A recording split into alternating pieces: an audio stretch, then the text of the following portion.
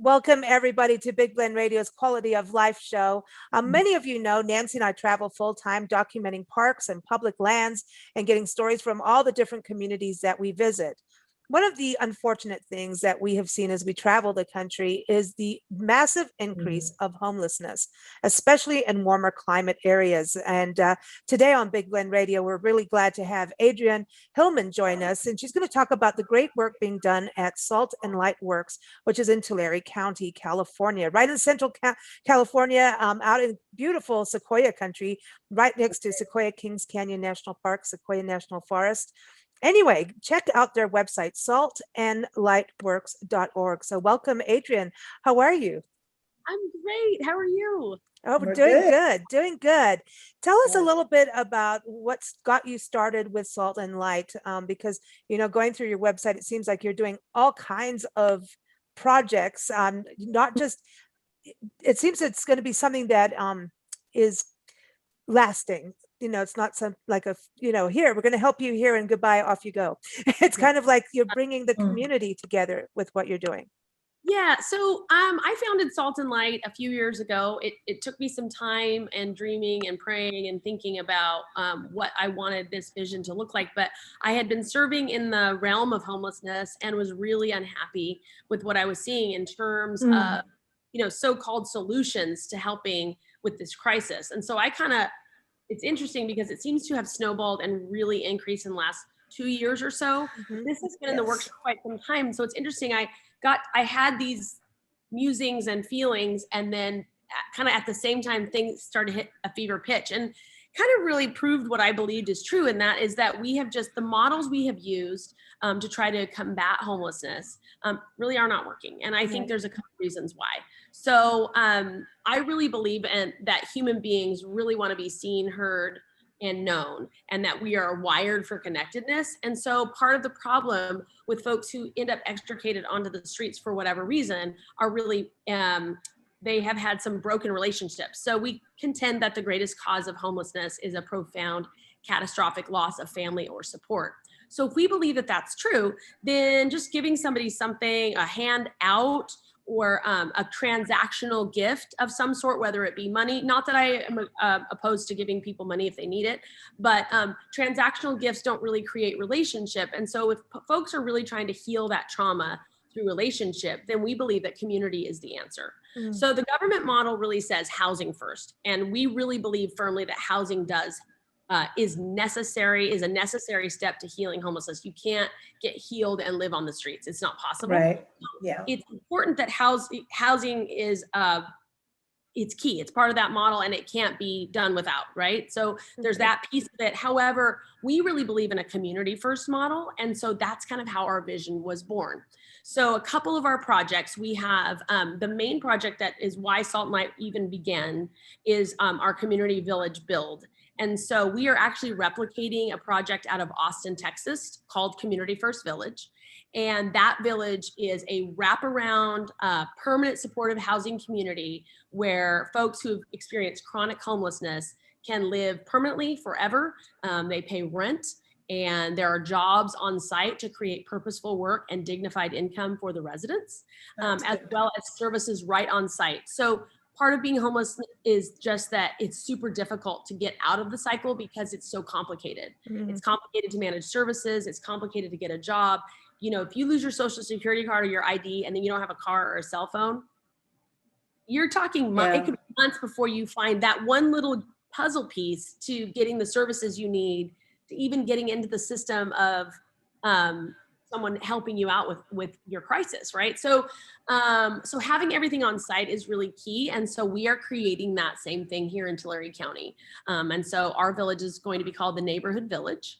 And our first phase is a 52 unit master plan community where we will have a memorial garden, a unity hall, a place for NA and AA meetings, triage rooms for mental health. We're going to have a partnership with our local one of our local healthcare providers. We've not kind of inked the deal on that, so I'll just say it's one of our local healthcare providers, but we will Hmm. very close connection with them in terms of providing dental services, healthcare services, and then obviously mental health services on site. So as well as dignified jobs. So that's our big project. Wow. Yeah. That's a So lot. And the mental It is a health, I lot. think, yeah, and the mental health, I think is really great. And also that this is something permanent, and so now I'm not Mhm. comparing people and animals, so I just don't want to get anybody mad at me. But we've done a lot in regards to covering wildlife rescue. And if you really look at the two things, human trafficking and wildlife trafficking and drug trafficking, these three things actually go hand in hand in what happens. And we've just recently did an interview, and everyone, you can look on it. Stephanie Dickinson, she wrote a book called Razor Wire Wilderness. And we were talking about you on there, so you should listen. Anyway, yes. And if you go on bigblendradio.com, everyone look for that. And it aired on June 16th, 15th, excuse me. Yeah. Her book is about two ladies and herself. So it became a memoir, and these two ladies ended up in prison. And it's from when they were young, and it was the broken family connection. And they got themselves in trouble, alcohol and a murder happened. One actually was there while her boyfriend murdered another woman, and her boyfriend was pimping her out. And so there was this huge human trafficking, sex trafficking thing. And we were talking about that lack of connection. The wildlife side is the same thing in regards to lack of connection. These animals are just like pieces of meat that get trafficked and end up in really bad situations and bad homes. Dolphins in people's swimming pool, tigers in someone's backyard, and then and in circuses. And then there's these sanctuaries, and you have to find the right sanctuary that is not a zoo, a right sanctuary that actually does provide something where it's all about the animals having a place to go, and because then in effect they're homeless. And they've been changed from their wildlife habits and habitats. So these sanctuaries, there's a federation, a global federation, where you have to really, this is not a zoo, you're really putting a place where these animals can live out their lives in a very healthy, happy way, and know that this is it, and that they can calm and be, that's it. And you see these models really, really work. And that's why I have so many things to say at once. But that's what you're just going about what you're saying about having this something permanent where you can live there permanently and just kind of be on the same campus is also really exciting. Yeah, it provides a place of permanence. And I would venture to guess that it's the same for those sweet animals. They're traumatized, and Right. traumatized beings need tender care. They need palliative relief. They need a place to settle and heal. And so when we tell someone who's been traumatized, like they've been traumatized, or just imagine one of these poor little tigers, right? Super traumatized. And then we take them to a sanctuary and say, you're going to stay here for 90 days. We're going to get you all clean and sober. And then we're going to move you on to something else. It's like that tiger needs, that person needs, again, not to compare people to animals, but really a traumatized brain really in a lot of senses is a traumatized brain, right? Right. And so creating a place where people can settle and heal permanently matters. That's why, yes, it's important for people to get into a shelter situation, to get off the streets for a minute, and to be in transitional housing. But those two models do not create the settling and healing that is necessary for people who have been on the streets long term. We would call chronically homeless. So people who are chronically homeless have been on the streets for a year or more, or the aggregate of a year or more over a 3-year period. And in Tulare County, that number's huge. In any kind of continuum of care or society, an area, the demographic should look like, if we're looking at the spectrum of people experiencing homelessness in that area, people that are chronically homeless should only comprise about 25% of that population. And in Tulare County, it's closer to 90%. That means that about 90% of our homeless population in Tulare County alone, and I don't know what other areas in California look like, but I know about Tulare County, and that means that those 90% need intensive care, right? They need a place that, you know, an apartment, a one hand up, you know, on the beginning end of spectrum of homelessness, where someone's just entering into the system or just entering into life on the streets, you know, it's possible that housing first will really help them right out of that cycle because they have not been traumatized long term. What happens is when people are on the streets long term, that trauma is so great that it requires such a level of care that really, I would say, nonprofits and the government has not so far been willing to kind of create that. It's an expensive model. It costs a lot of money, but it's also not just putting a band-aid on what is Yeah. huge traumas for people. You know, so this model is really about settling and healing, and why I think it really works. You know, the retention rate in Austin is 85%. Wow. And yeah, by the end of their phases, they'll have 1,850 homes. Wow. So their model's working. Been at it for 7 years. They had been working in the homeless arena for 20 years. So we're really kind of following in their footsteps. We're following this model and bringing it to California because obviously the crisis, you know, is concentrated here. Yeah, Southern California, definitely. We've seen some also in the northern areas. We were in San Jose, and we're driving down the highway. We were thinking of you. It's like, here's all these big mansions on the hill, and right on the other side of their wall are all these tents, you know. And San Francisco, we all know, is really, you know, also with the issues. I do want to touch on the reason of why homelessness, because right, Nancy, we've had so many discussions where people there's anger about it, and not like, how did this, you know, you talk about the family break, like the two girls in this book, it's a true story. The crime ends up happening, these very traumatic crimes, death happens. And, you know, so a girl will be young and have a broken family home, maybe in a bad cycle, and ends up on the street or gets picked up by a pimp or a dealer. And she thinks, okay, that's safer than being on the street on my own. And then it goes from there. So yeah. That catastrophic loss of family thing is major. I mean, we think about it, what happens when, and I can say this even in my own personal life, when we don't feel loved and we're not connected, we go looking for love in all the wrong places. And sometimes those things are socially acceptable, like shopaholics that hoard and just put it all inside their homes. I mean, some of that stuff's socially acceptable, or we overeat, and there's things that we use to numb that trauma. And then there are things that are not socially acceptable that are more dangerous, more treacherous, like drug use, sex trafficking. But when the traumatized brain does not have a place, it does not have an anchor, does not have a place to hold on to, you know, it will go looking for love in all the wrong places, which is why that catastrophic loss of support or family really does kind of matter. And I don't think that that's just the greatest cause of homelessness. I think that's the greatest cause of social ills. And I'm not saying a catastrophic loss of family, I'm not trying to get, you know, very traditionalist about it. You know, everyone's got to be married, and, you know, no, sometimes a catastrophic loss of family can be people who are married and they're abusing each other inside the home and stay married till they die. That's still a catastrophic loss of family. So I'm not trying to say, you know, it's the old divorce rate, or it's no. I'm talking about abuse, trauma, you know, trauma. And I just actually finished a book that was profound. And I think every human should read this book. It's called What Happened to You. And it's actually co-written by Oprah and Dr. Bruce Perry. And it talks about how we have to stop asking what's wrong with people, and we have to start asking what happened to them. And I would say that we were just talking about those animals, you know, when one of those animals lashes out, and, you know, when they've been abused like they have, we say, what's wrong with this animal? It's like, it's not what's wrong with this animal. What happened to this animal? It's exactly. You know, that's a good point. Yeah, you look at, like, a lot of the homeless are veterans, you know, and people assume that it's all drug and alcohol. And I think it's people who come out of the services that are really traumatized, that didn't get the prolonged care that they need.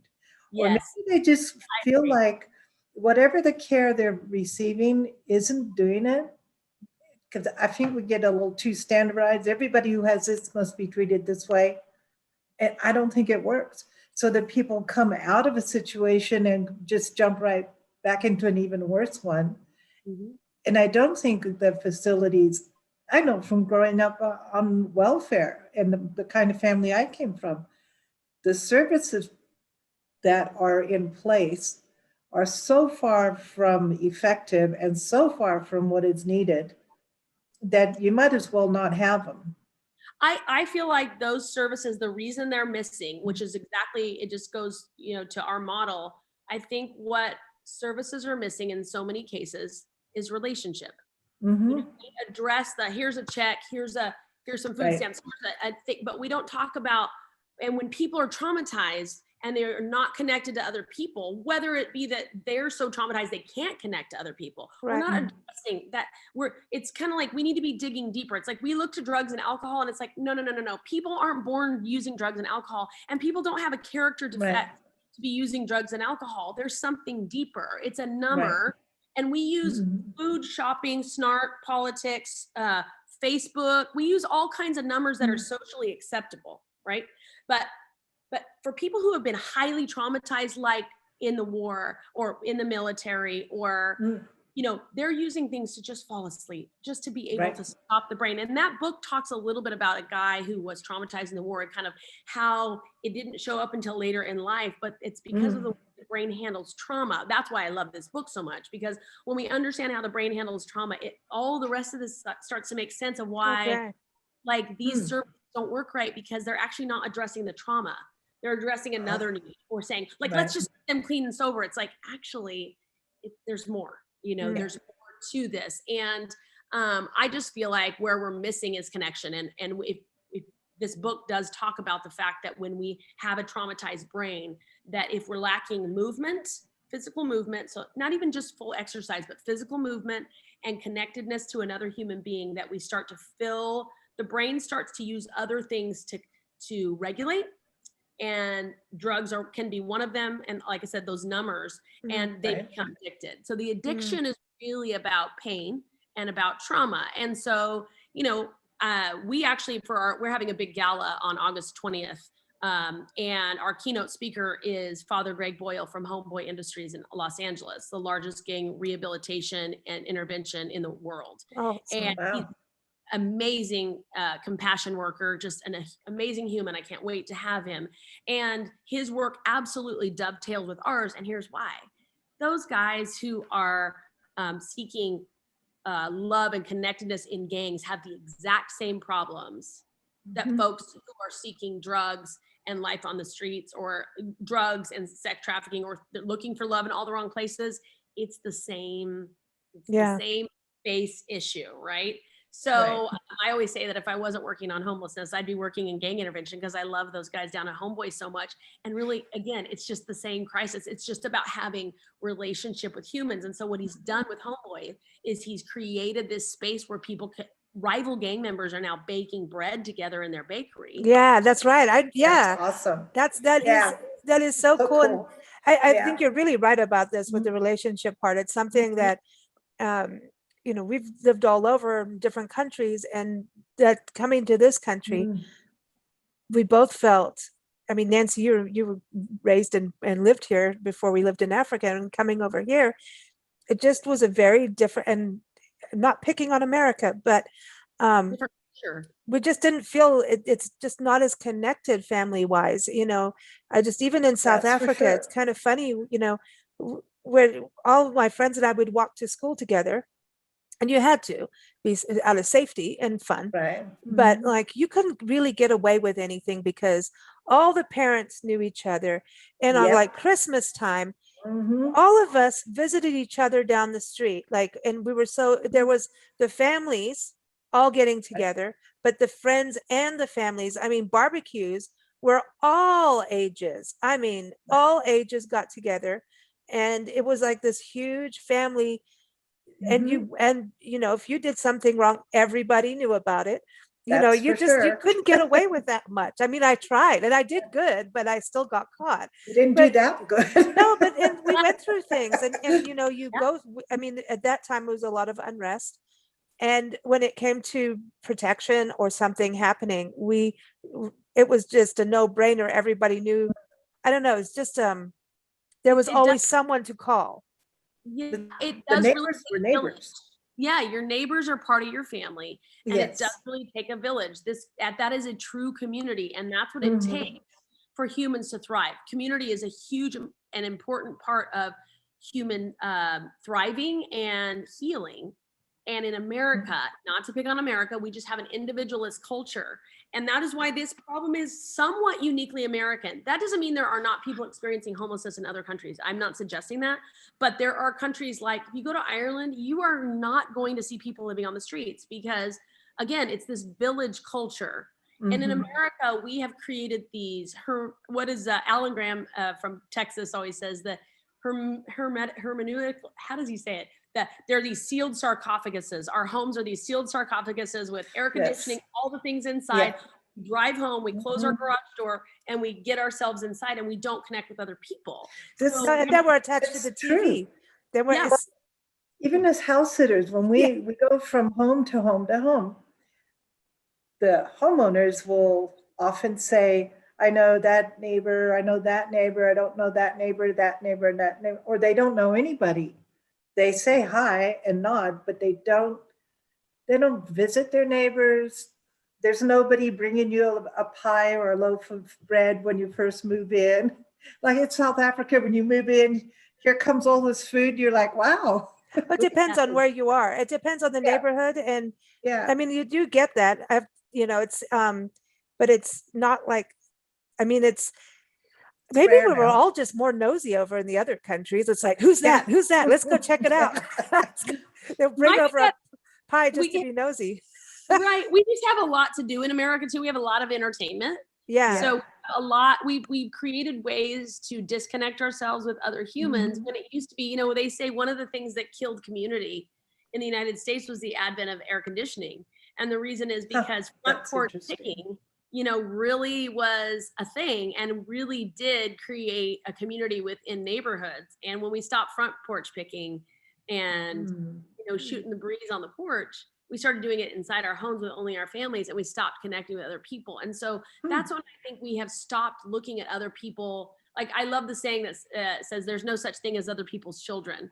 And it's Mm. like, in my mind, there's not, but as an American culture, there really is. I mean, we are very comfortable driving by people experiencing homelessness and thinking of them nothing more than a nuisance. So we've dehumanized people, and it's easier for us to dehumanize people when we're not connected to a larger swath of people. And we have Mm. succeeded at that because, and this is my opinion, I'm giving my opinion here. I think we've succeeded at that because we are less and less connected as humans and more connected, And now digitally. there's fear. People are Right, scared, and they're, yeah. right. And there's, the communication is not good between homeless and non-homeless, so it's kind of this fear thing. It's like, what do you want? You Mhm. want to just get my money for drugs. That's that attitude. And Yeah. I really want to touch on this, on the business aspect. So homelessness is part of why we started our tour. You'll see a lot of homeless in parks, and you'll see them in hotel parking lots, and some will Mhm. actually, they know how to get the free breakfast, and I'm like, hey, that's well done. But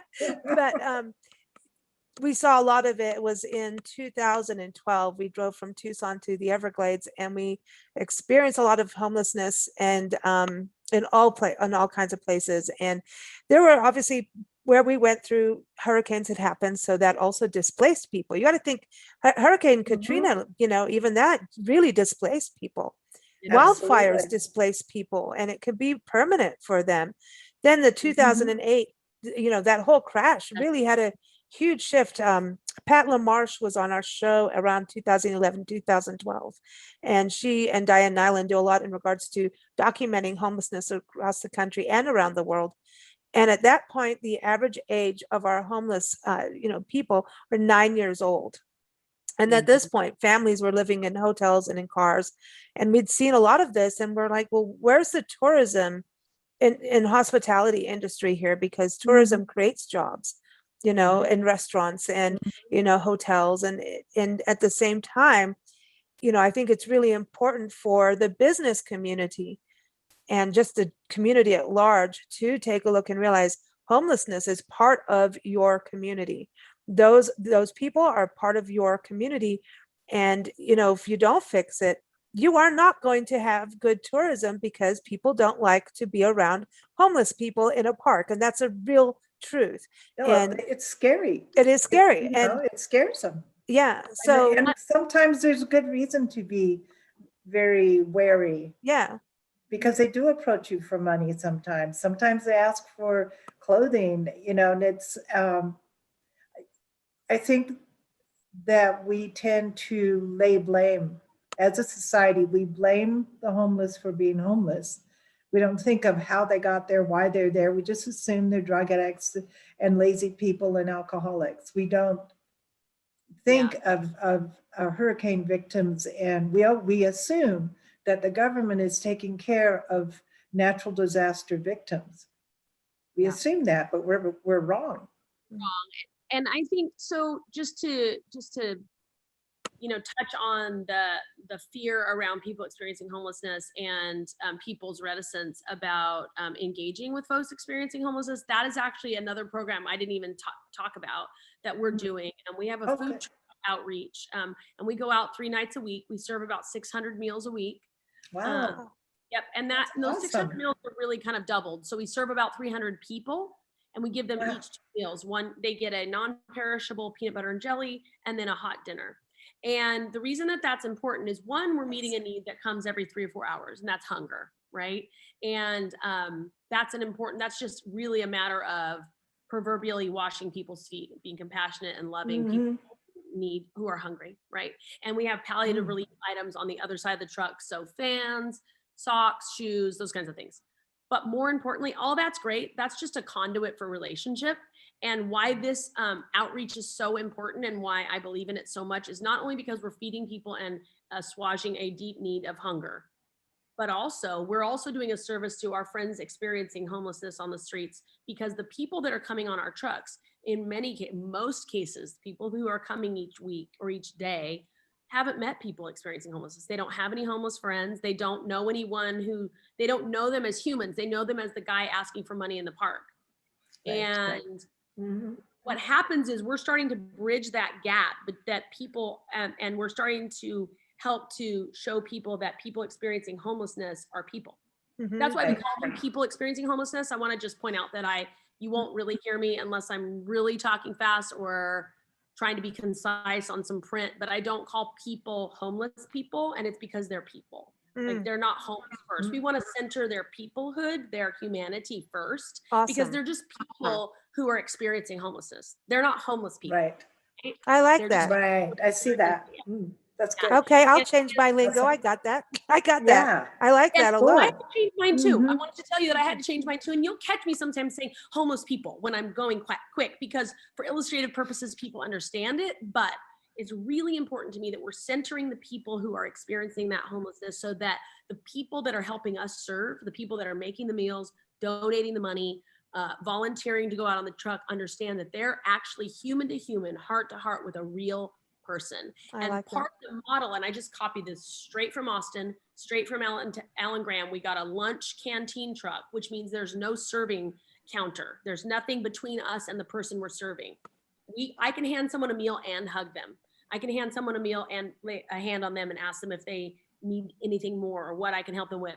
I'm right there. And so when we're serving over a counter, that still creates that barrier, right? Which some people really love, but I'm actually trying to break that down for everyone. And I'm actually pushing people into, I don't make anyone, obviously. People can fix food all day long and never go on the food truck.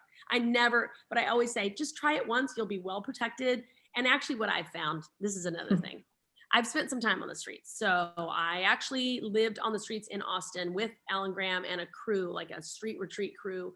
We had no money, backpacks. We lived on the streets for a couple of days. And I will tell you that even in that experience and in my years of serving on the streets of Tulare County, I have not one single time have I felt threatened or in danger at all by my people experiencing homelessness. The only 2 times that I have felt that I was in danger was because of the people who were actually preying on people experiencing homelessness. So one was a drug dealer and one was a pimp. That actually was kind of in one setting. And then another setting when I was in Austin was we walked up to the shelter to just create some communication with the people who were living outside and sleeping on the streets. And there were actually people who were selling food and cold water to people experiencing homelessness on the streets of Austin in the 100-degree weather, tons of humidity. They were selling them food and water. Wow. And they knew what they were doing was wrong. We didn't say a word about it. We just looked at them, and they accused us of being the police, undercover police. And then they Oh, circled wow. us. And and guess who saved us? The people The homeless experiencing people. homelessness. Oh, the people home. I'll get it straight. I'll get it straight. This is good. Right? No, but it's good. No, No, but- no judgment at all. They're on you. I'm really, truly, it's part of our vernacular to call. But yeah, but I like this changeover because it's something that we can all, that's a step that anyone can do, is start to change how we speak, Think because, and speak. yeah, whatever we say and whatever we think, that becomes true, so I like that a lot. Yeah. Yeah. So going out on the streets for 2 days, so you get to feel that, we kind of know a little bit of what it's like just being on the road the way we do, especially during COVID. Right. So there's, where do you go to the bathroom? Especially as women, right? How do you, try and keep yourself clean? And how do you do that when you're carrying some things? How do you, Right. and you could leave, like you see people experiencing homelessness carry their carts around. And then if they need to go buy something, say go into a store. I saw this in Oregon just recently in a downtown. There was a gentleman sitting outside the movie theater, and then he had crossed over and he went into the grocery store that they have in the downtown district. And he left his cart sitting there with everything that he had and had to go in the store. And I'm like, in some places, if he did that, someone's going to Cart steal would be stuff from, gone. right. Yeah. And so you always have this, you always have to watch yourself. And I think it's really, just even especially for women, I always feel about women being out on the street, especially sometimes you see them with their kids, Yeah. Sad. It's true. And I think one of the things I recognized when I was living, there were several lessons that I learned. One was that I didn't yet look homeless, right? I looked bathed and clean, and my clothes were not tattered, but that's only because I was out for 2 days. I was only out for a short period of time. So when I walked into 7-Eleven to use the restroom without buying anything because I had no money, the cashier didn't even blink an eye. Right? Yeah. Had I come in a week later, I might have gotten a second look, or 2 weeks later, or 3 weeks later. Probably. So Yeah. where am I going to find to go to the bathroom? We have the luxury of not looking the part, and so we can kind of go wherever we want. And so then when people then say all the ugly things they say about people that are using the restroom in the bushes, there's a book out there, it's a kid's book, and I hate that it's a kid's book because it's kind of like, I hate that I have to teach adults this, but it's like, everybody poops. Yeah. Everybody urinates, right? Yeah. I mean, it's like, we all do. And when folks are not allowed to go in any public bathroom, where are they going to go? Do I like it that people are defecating in the bushes? No, I don't like it. I take my dogs on walks. I have to keep him out of the bushes, and it makes me, it's gross. Yeah. But also, the same people that decry that are also, in many cases, the same folks who don't want porta potties out near encampments, or, you're just keeping them homeless. It's like, you know what? Nothing keeps people homeless rather than not having a home. And it's degrading. And the more you degrade somebody, the lower down they get, and the harder it is for them to recover from anything. I mean, we're supposed to be human and be kind and give helping hands. That's what makes us human. Right. And so that is why for Salt and Light, our number one value at Salt and Light, through which we filter everything, is dignity. And so I had someone recently, we're trying to get money together to put together a shower trailer, a dignified, beautiful, clean shower trailer that people would want to, I would want to take a shower in, right? They're really expensive. But I did have someone come to me with all good intentions, but told me about he had a shower for me that I could pull behind a trailer. And basically it consisted of a hose up on a hook with a tarp around it with a shower curtain. And sorry, it's going to be a cold shower, but they take what they can get. I'm like, yeah, well, thank you, but actually that's not dignified for us. And that's just through the lens through which we filter everything. And we really want to make sure that the way we treat the people we serve is through dignity first. And so that means Yeah. choice. We take them around the palliative side of the truck and say, hey, would you like some socks? And they'll say, sure, I'll take socks. And we're like, oh, well, we have ankle socks, we have knee socks, we have black, and we have white. What would you like? And they're Oh, like, that's oh. nice. And that dignity, that's just a small way to say you have agency over your life. You don't have to take what I give you.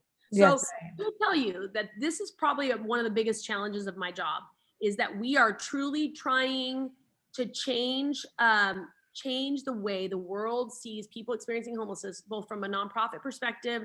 And there's some, so we're building some income generators that I'm really adamant that it has nothing to do with people dumping off their donations. Oh, I love this because Mm. when we went through 7 wildfires in a year and a half and full evacuations, Mm-hmm. and one of the first fires, it was before the whole series of fires. We were up in the mountains in San Diego and Julian, and they've gone through, well, about where you are too. It's a big deal in California, no matter where you live. But our friend's property, their house burned down, and they had a resort at the time, and their house burned down. And so, of course, first thing, they came to our house, stayed, and they have 2 children. And so we needed to get donations of clothes. And then another fire happened. gosh. But I did a year and a half. That's what I was doing, was running around doing fundraisers and getting donations. But anyway, I go to they said to me, oh, go to the church over here. And they have clothes and everything. And so they gave me these 2 big black bags full of clothes. And of course, now, the parents needed to get back to work and somehow find lodging. And we had the 2 kids with us, and they were both early teens at the time. And so we opened the bags of clothes. I cannot believe people's old, talk about ugly Christmas sweaters, right? Really? Or used underwear. Oh, yes. Yes. Yes. And not even, and no, there's don't wash them before you no, give them. there was a sanitary No. napkin stuck to one of the outfits, and we're sitting there, and the It's like, kids come no, but on. it really, we turned it into a fashion game of fun and silly, because the 2 kids, their faces were, and I mean, that just made it, It was shocking. that made it like, you're not, talk about that caring and that love, their faces, and it's a small town. I mean, this is a It was tiny a town, real slap. and it was like, wow, we don't deserve dignity because now our Yeah. house burned down. And so that illustration, unfortunately for those folks, they're what would be considered citizens at large, right? Not experiencing homelessness. And that's actually a great illustration of what donations and secondhands and trash can do. Alan Graham and I were chatting about this. He's who really taught me this dignity piece, right? In so many ways. I mean, I get calls and emails all the time about different housing models, and some of which are these redone shipping containers. And like Alan said, dude, I'm not putting people in a shipping container. It's not dignified. I'm like, oh, that is such, he said, I'm not putting traumatized people in shipping containers. I'm not doing it. no, that does sound bad. It really does. And That sounds terrible. dawn on me until he told me. But then he talked to me about going down, because he's in Texas, so he went down for Hurricane Harvey. And this is how I really got this crystallized in my mind about not taking people's secondhand stuff. First of all, it's not living in abundance. We think dignity requires first fruits. Like your friends who had a house burned down, first fruits is what should have been given to them, and would be given to anybody in a situation where dignity needs to be restored, right? So he said he went down to Hurricane Harvey, and he sees this truck coming in, beep, beep, beep, this big dump truck that had driven from Michigan full of donations. It had been rained on and then dried up and molded by the time it got there, and it started to beep, and someone says, send it back. We don't want it. He said, that is labor. It's disgusting. That is disgusting. He said, nobody wants your used underwear and nobody wants your used t-shirts. They want plastic packaged packages of Hanes. That's what they want. Nobody wants used underwear. And so I am just so bent on making sure that we create Salt and Light in a way that says, no, I don't care what, like there are some income generators out there and we need income. I mean, our budget is big to run this village, and we're going to need some supplemental income to make it work, to pay all the payroll, to make sure we have tons of staff.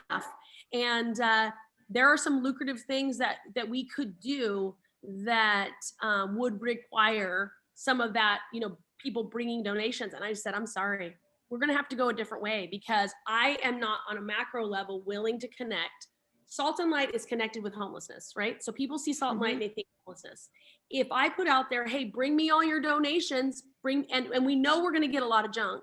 I'm saying Salt and Light's willing to take your junk for the people we serve. And I'm not doing it.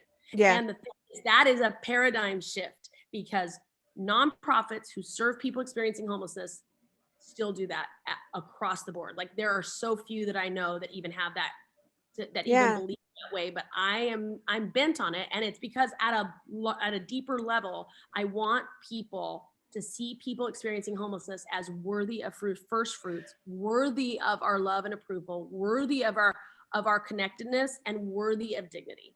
I just won't compromise on it. I think won't. That's great. You can't That's really integrity.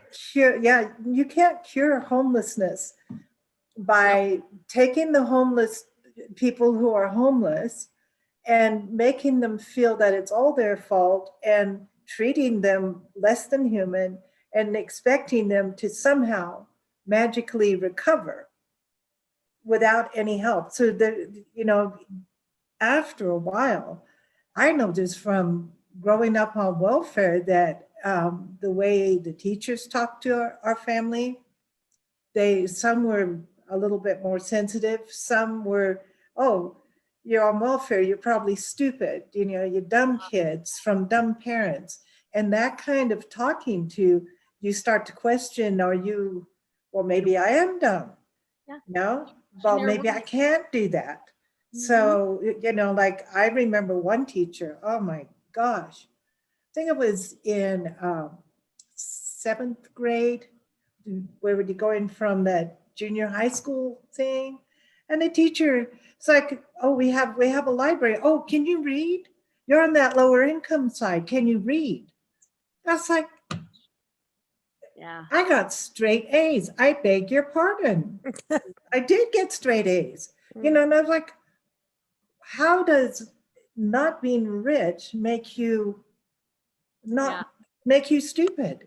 No, and I think it's just a matter of like not So- being empathetic to people's human experiences. When we are Right. empathetic to people's human experiences and say that can actually be a reality, even if I haven't experienced it myself, that I think that shifts the way that we see people. And so, to be honest with you, yes, I serve people experiencing homelessness. That is my focus. But human beings in general are my focus, and really shifting the way we love each other. I remember someone said recently this year, and I don't remember who it actually was, but it said, I don't know how to tell you how to love each other. I don't know how to show you how to care about people. And it's like, well, I don't know how to do it. I'm just going to show people by actually. Yeah. Well, the thing is, the more people care about each other, the less people will be homeless. Because I think like we're seeing this explosion is happening, and everybody's going, why?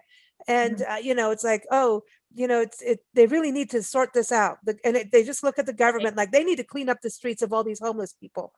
You hear this all the time. Clean it up, and that's the local businesses.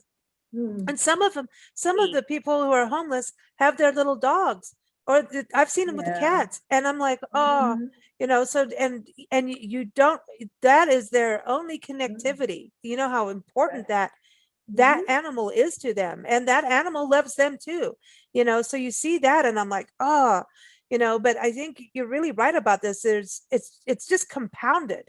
The more we keep doing this, and then children come along and get into that other cycle of on lack of connectivity. And I hope during this COVID pandemic, time frame, people started to really realize how much they miss being around human beings and their friends and their families. So it's kind of, I think it was a good lesson in that for us all, so that, just being nice, man, just be kind. We have a friend, her dad was out in the South. He was a Baptist preacher, I believe. Anyway, he went Baptist because that was politically part of what he needed to do to get elected in some government position or something, political position. Anyway, so he's on the Christian side. he married her mom, who is Japanese and Buddhist. So I said, well, how did that work in your household? Like, how, how did you, go with the different religions? And she said, all they just said on everything is you can learn both, all, whatever you want to learn. But the only thing is be kind. And that's it. Just be kind. Yeah. Our Period. rules is kind. And I mean, that's kind of the undergirding of the work that we do. It's just, called to love people. And Yeah. I that sometimes we need to be examples of that. So, at a larger scale, that's really what we're doing. It's my sneaky way to help show people how to love each other better. Awesome. Well, thank you for joining us. You got to Thank keep us posted Yeah. as every, keep coming back. Let's keep talking about this. And I think when we go to Austin, we've got to meet your friend over there and go check out the village. And next time we come through Central Awesome. California, Yeah. we'll have to come see what you're doing. And we want to get out on the food truck. That'll be cool. That would be so fun. I would love to have you. And I'm Yeah. really honored that you would be willing to interview me today and just chat about this. This is the stuff Yeah. I love. See, I start Yeah. talking to my son and I get really excited, but loving people is something I'm really passionate about. And I think we are all wired for it. We just have to relearn it. We have to kind of stop learning our cultural learnings and start going back to who we are as humans inside. Yeah. Well, yeah, when you say we're wired for that, it's just closing too. It's true. It's also that whole same thing of neuroscience of we go to no before yes. We kind of have this negative thing. It's like, oh, I can't do that. Well, who said you can't do that? I'm gonna get in my doggy voice. Here comes a doggy Who told you voice. that? Who told you that? Why? You can do that, so we have that negative first. And so that bleeds out even in our relationships is no before yes. I'm Right. not saying you should say yes to everything. You got to be old enough. It's funny that you bring up yes though, because I remember Alan Graham when we started talking about doing this, he said you just have to start saying yes. And I said, what do you mean? He said you have to say yes to the little calls that call you to something greater, call you to a greater connection with other humans. You have to just say yes. Yeah. So I started saying yes, and here we are. Awesome. Cool. Awesome. And Very so cool. give everyone your website and can people donate and what, because you obviously need funding. Of course we do. Our website is at saltandlightworks.org /donate, but there's a donate button at the top. It's very easy to find if you're navigating our website. You can also follow us on social media. So our handle at both Instagram and Facebook is at saltandlight.works. We're pretty easy to find. Our logo really says Salt Plus Light. And that's just logo work. We like the way that looks, but we say Salt and Light. But you'll be able to find us online. Salt and Light Tulare County is a good place to look. And we have a pretty decent social media presence, and you can follow what we're up to. We're having a backyard concert next Friday night here in Tulare County, so we're busy promoting that, and then we'll be gearing up to bring Father Greg and Alan Graham into town. So lots going on, and food trucks going out every Tuesday, Wednesday, Thursday. So there's lots to follow there. Awesome. And people can volunteer with you, right? That's the other thing. Yep. Right on our website. That's the one thing if sometimes if you cannot financially afford to do something, there's always volunteering and even just sharing information, put something positive on social media so we can do that. So share what we're doing. Yeah. Sharing our word is one of the best things people can do for us. Awesome. Thank you so much and continued success. And thank you for all that you're doing. Oh,